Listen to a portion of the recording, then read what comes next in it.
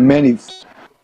Police brutality or violence could be emotional, it could be intimidation, where police over police black communities, where you see too many police cars in communities, the same equivalency in predominantly white communities.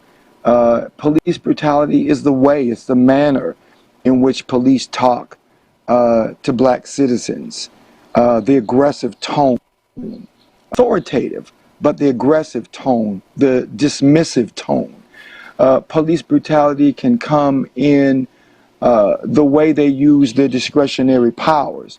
We say that if you have 100 arrests for marijuana use, 90 of those arrests are going to be black, 10 of those arrests are going to be white, because police use their discretion when it comes to certain crimes. Black folk go to jail, white folk go home. Police brutality could be excessive use of force. You see it, what was it in Virginia, in Maryland, where the black the black army officer, lieutenant, was maced in his car without any warning at all.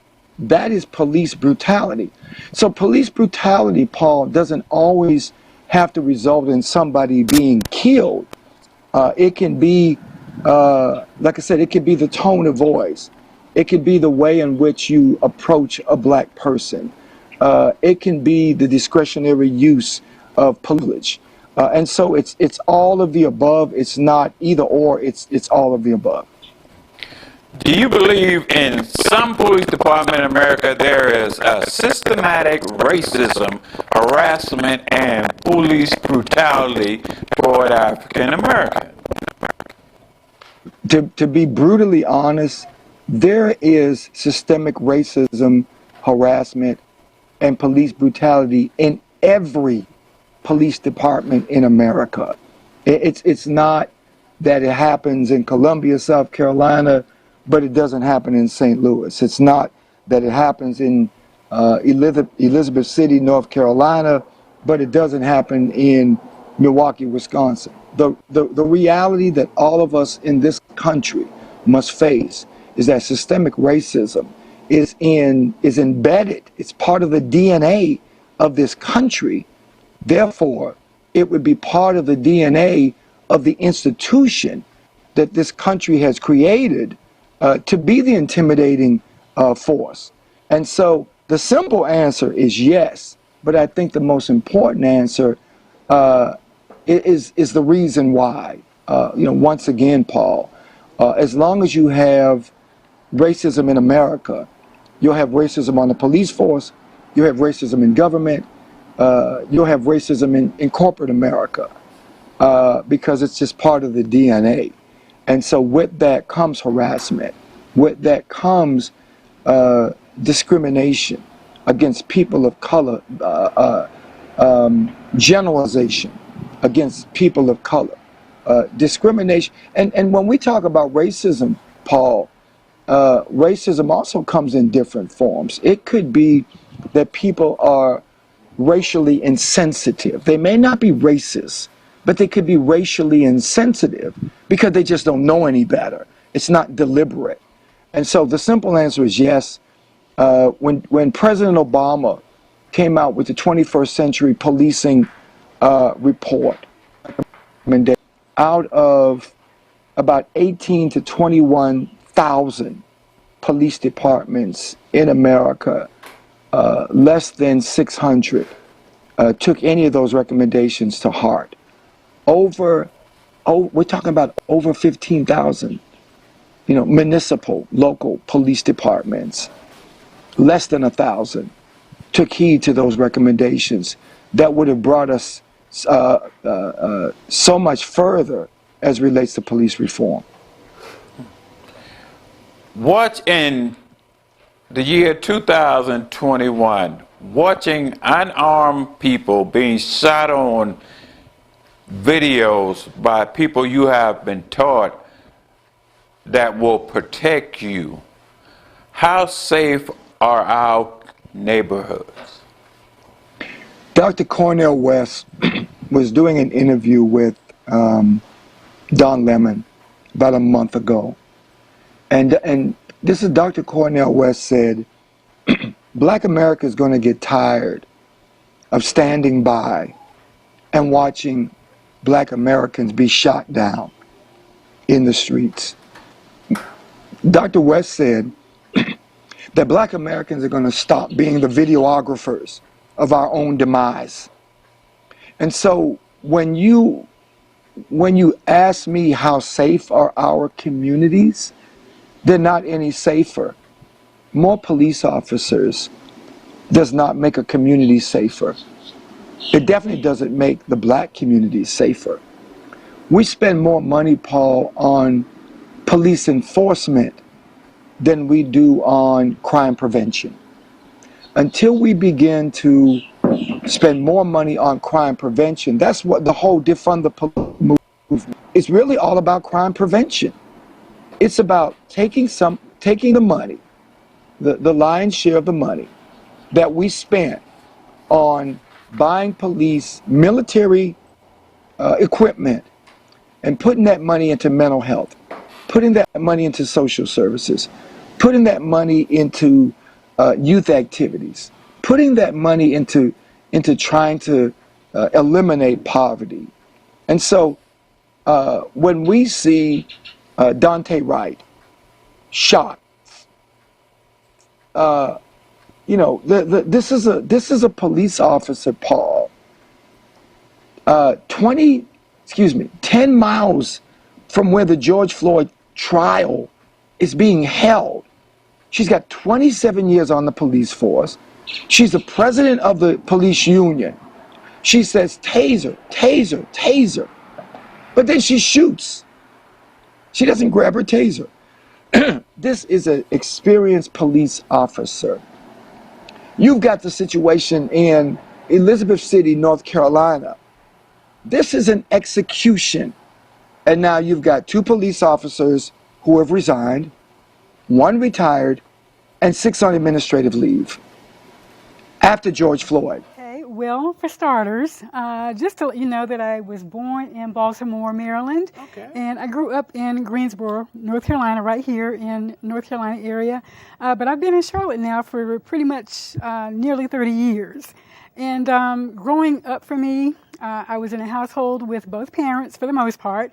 And I have 2 younger brothers, 2 siblings. And so for me, being the oldest in the family of 3, I was given much more responsibility, greater expectation of me toward things around the home, the household, and of course looking out for my brothers.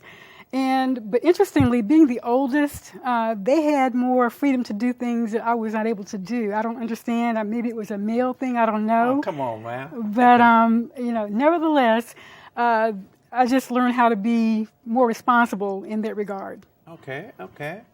So you're a certified life coach. Yes. What made you want to go about doing that? Well, I would say that it wasn't something that I set out to do, but I would say over the course of my life, even stemming back from my childhood, I would have to say that a lot of it had to do with some experiences over the course of my life. For starters, growing up, I was in a home with both parents, of course, and my siblings. However, I did not know at the time that there was dysfunction in the home because for me, I thought it was normal to grow up in a household where you have a parent who is an alcoholic, who is a gambler, and who basically is verbally abusive for the most part because of the alcoholism. And I thought that was normal until I actually, became older as a teenager and, acquired friends and discovered that wasn't the norm. And so early on, I did not even have friends or didn't try to have friends because we moved around a lot. For the most part, it was because of financial issues, because of the alcoholism, because of the gambling that we ended up having to move from place to place pretty much every year. And so if I did gain friends, I got to the point where I didn't even try to gain friends or acquire friends after, so many times, because that became what was just a routine for us. So I learned that there was very little stability, as I, grew up, and it wasn't a pleasant thing.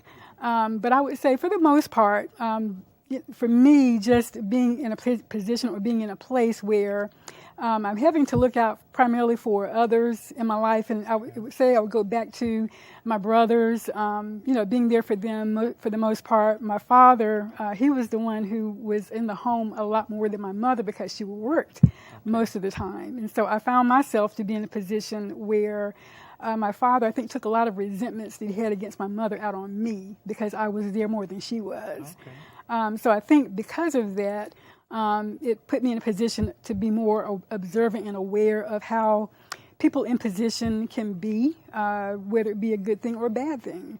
But I learned from that to know what not to do, as well as what one should do when you're placed in position of leadership or authority.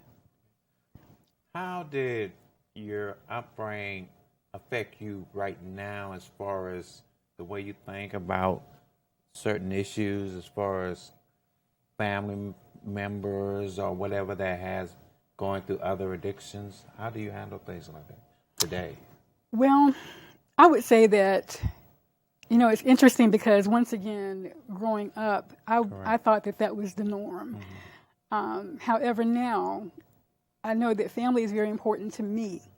And I know that whenever there was anyone in my life, whether it be a family member, whether it be someone who is someone that I've had to work with, in any capacity, whether it be in the workplace, whether it be career-wise, whether it be ministry, whatever the case may be, my heart goes out to people, just overall.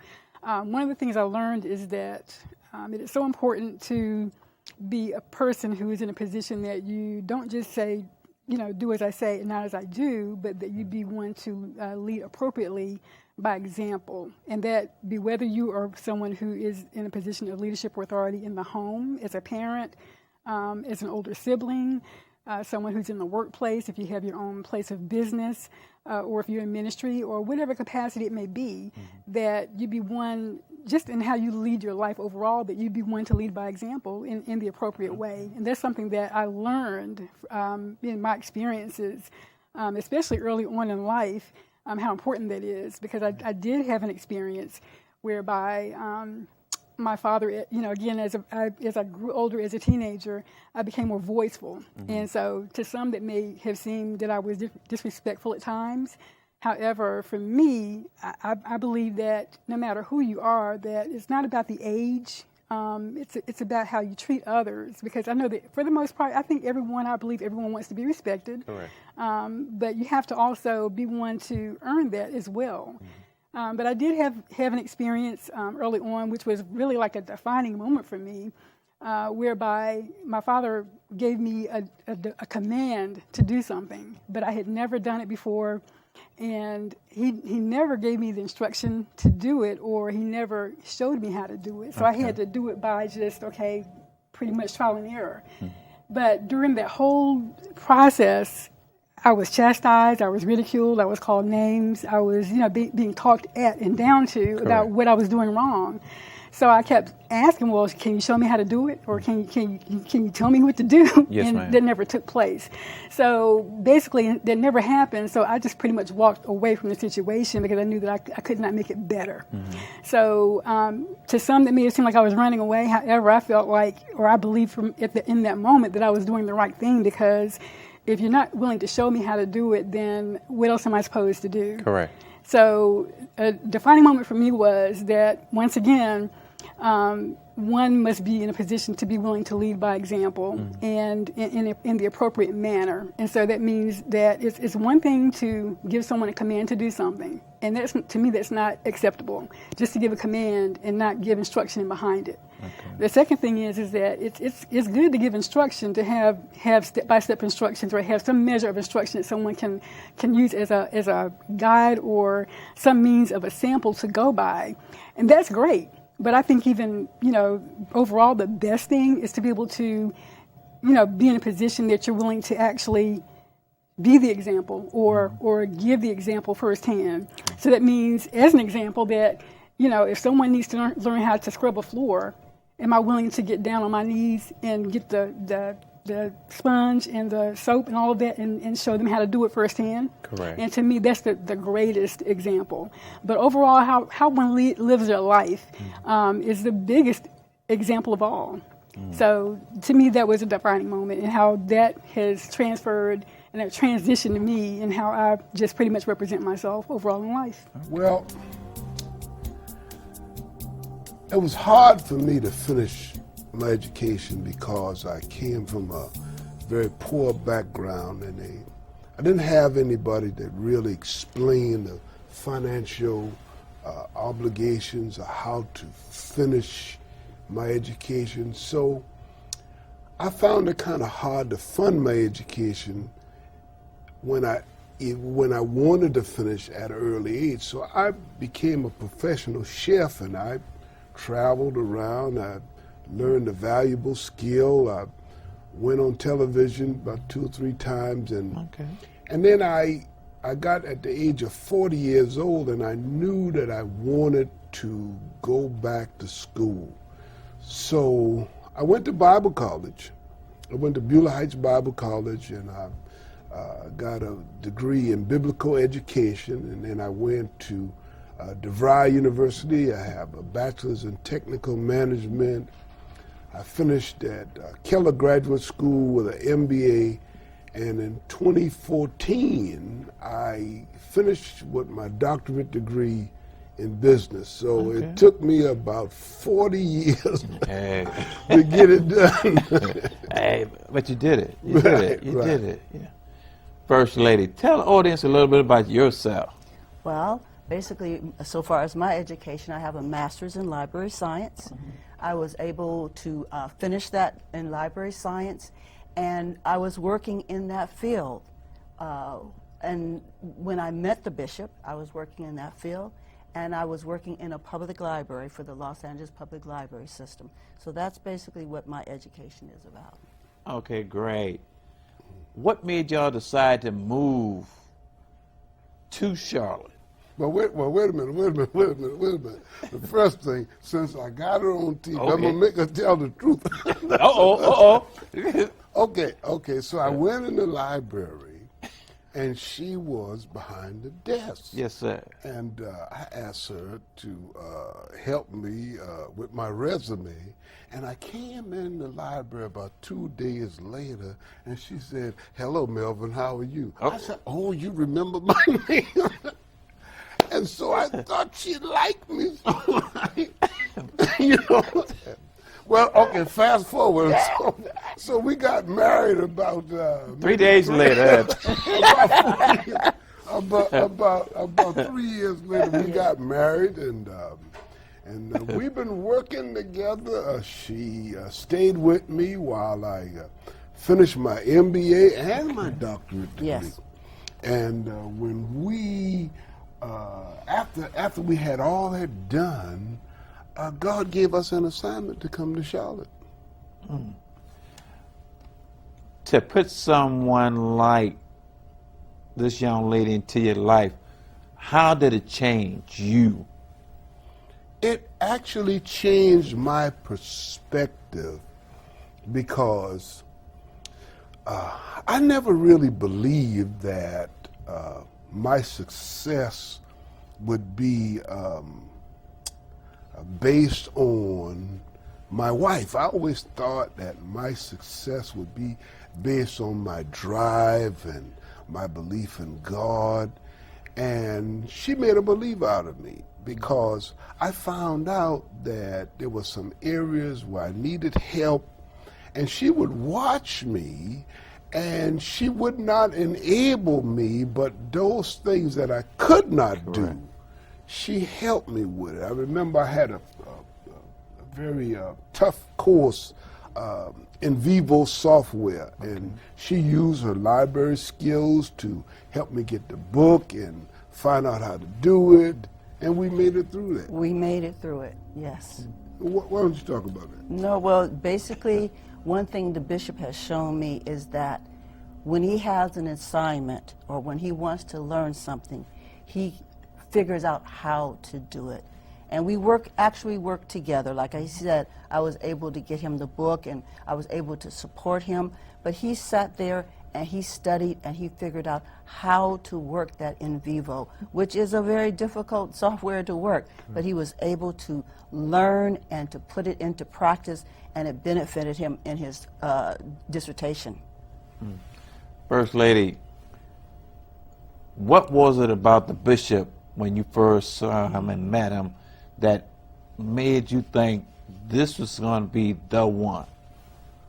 His honesty, his goals, the fact that he had worked on himself and he knew what he wanted. And he had a purpose.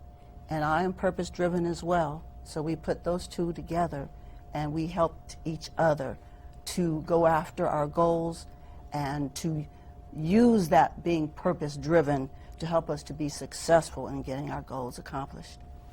Mark Massey, I pastor True Light Tabernacle of Deliverance, Church of God in Christ here in Charlotte, North Carolina. We're located over in the Nodar area, 827 East Sugar Creek.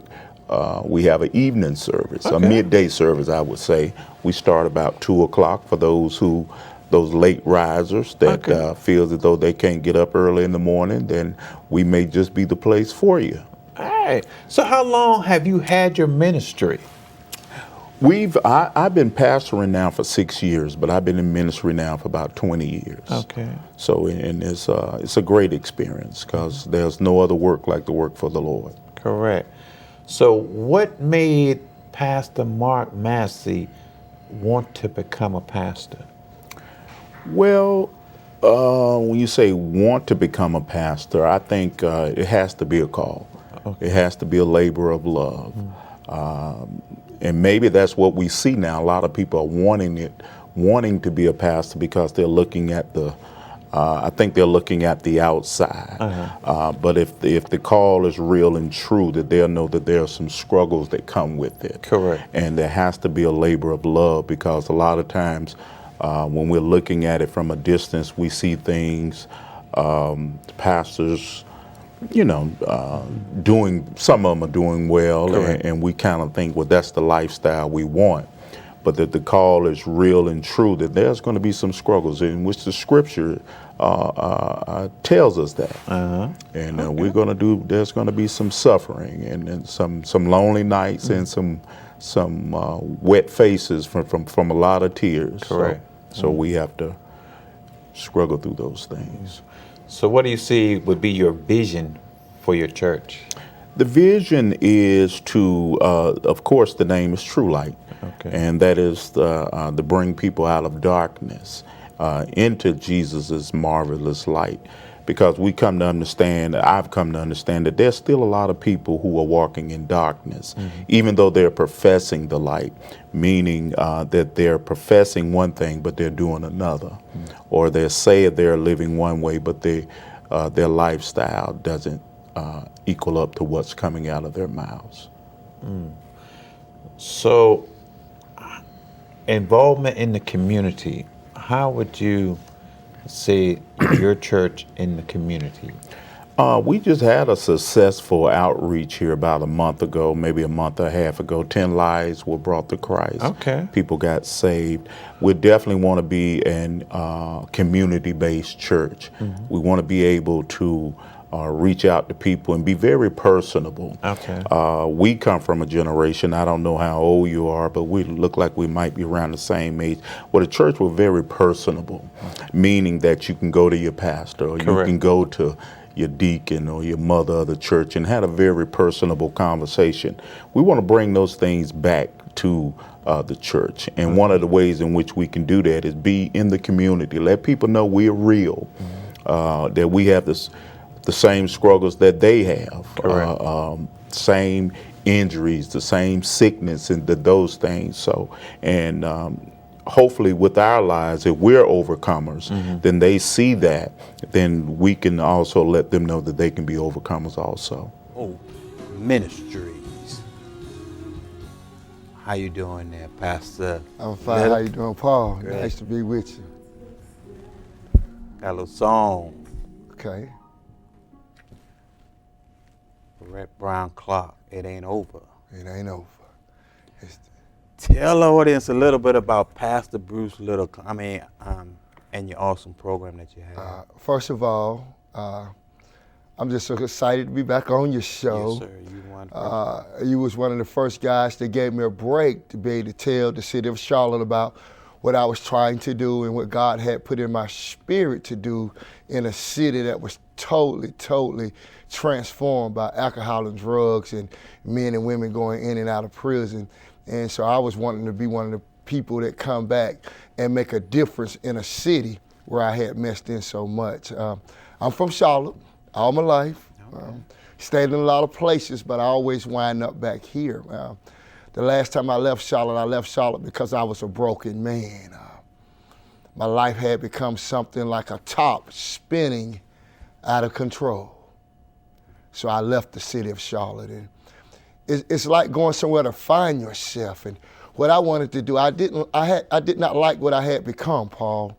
I had been in Charlotte all my life, and all my life I had messed up. Drugs, alcohol, jails, institution, violence, hoeing around, running the streets, and I had found myself at that very young age of 42 years old of just sick and disgusted at what I had become. So I left the city of Charlotte, and I left the city of Charlotte and went to Atlanta, Georgia, not knowing what was my faith when I got there, but I just wanted something different. And so I said I was gonna go to Atlanta and start my life over, and that's what happened. I went to Atlanta, Georgia, with a mind that I wanted to renew Bruce as a person. Didn't know God at the time, didn't know God was gonna have anything to do with my renewing, just didn't know. Wasn't even conscious of God when I was leaving. Kind of like when he told Abraham to leave. I didn't know, but he must have been speaking to my spirit. So I left, went to Atlanta, wanted to join the Salvation Army. That's what I knew. And so I was going to join the Salvation Army, Paul, and I went down there and I stood in a long line, about as long as a cheese line. It was in the morning, about 5 o'clock in the morning, and I stood in a long line, and it was dark as our background. It was a real dark place. And I waited in line for about an hour and a half. And I got there, and they gave me a field school, and they interviewed me, and they told me that I had qualified for the Salvation Army. And I thought that was great. But the night before I even stood in line, someone had gave me a card or a flyer, and it was about a ministry that could change your life around. It was about a ministry that could bring you in, and they would feed you, and they would clothe you. But most of all, this ministry talked about giving you the Word of God. And that was the beginning of my change. That was the beginning of me starting the ministry that I brought back to Charlotte. So what I did, I got a car.